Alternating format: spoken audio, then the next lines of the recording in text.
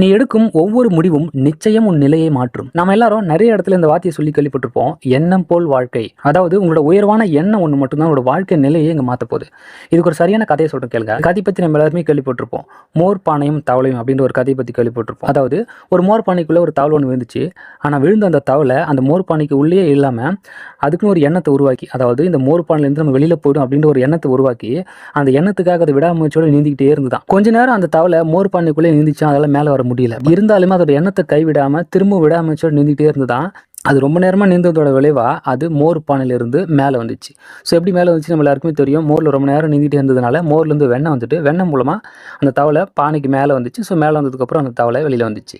ஆனால் இன்னொரு தவளை இருக்குது. அந்த தவளை என்ன பண்ணுச்சா, அதேமாதிரி மோர் பானைக்குள்ளே விழுந்துச்சான். விழுந்த இந்த ரெண்டாவது தவளை, நம்ம இந்த மோர் பானைக்குள்ளே விழுந்துட்டோம், இதுக்கப்புறம் இவ்வளோ ஹைட் நம்ம மேலே போக முடியாது, நம்ம அந்த மோர் பானையிலேருந்து தப்பிக்க முடியாது அப்படின்ற ஒரு எண்ணத்தினால எந்தவித முயற்சியுமே எடுக்காமல் அந்த மோர் பானைக்குள்ளேயே அது இறந்து போச்சு. நீங்கள் இருக்க வேண்டியது முதல் தவளை மாதிரி உங்களுக்காக ஒரு குறிக்கோளை உருவாக்கி, ஒரு எண்ணத்தை உருவாக்கி, அதுக்காக விடாமுயற்சியோடு நீங்கள் போராடிட்டே வரணும்.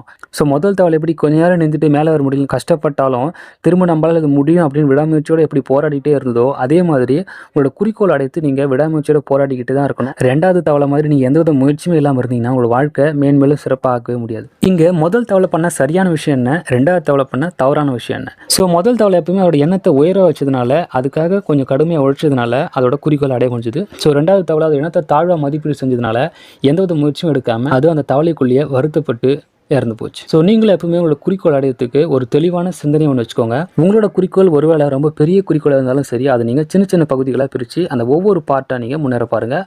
கண்டிப்பாக உங்களுக்கு வெற்றி நிச்சயம். ஸோ எப்பவுமே சரி, உங்களோட வாழ்க்கையை நீங்கள் மேம்படுத்தணும் அப்படின்னா உங்களோட எண்ணத்தை சிறப்பாக மேன்மையாக வச்சுக்கோங்க. அந்த எண்ணத்துக்காக விடாமுயற்சியோட போராடிக்கிட்டே இருங்க. இந்த நண்பனோட வாழ்த்துக்கள் எப்பவும் உண்டு. இந்த வீடியோ பதிவு உங்களோட குறிக்கோளை அடையிறதுக்கான ஒரு சின்ன தூண்டுகோலாக இருந்துச்சு நீங்கள் ஃபீல் பண்ணிங்கன்னா இந்த வீடியோக்கு ஒரு லைக் பண்ணிக்கோங்க. நம்மளோட சேனலில் இந்த மாதிரியான தன்னம்பிக்கை கதைகளும் உங்களோட திறன் மேம்பாட்டுக்கான கதைகளும் நம்ம வீடியோ பதிவாக போட போகிறோம். ஸோ உங்களை நீங்கள் மேம்படுத்திக்கிறதுக்கு நம்மளோட சேனலை மறக்காமல் சப்ஸ்கிரைப் பண்ணி வச்சுக்கோங்க.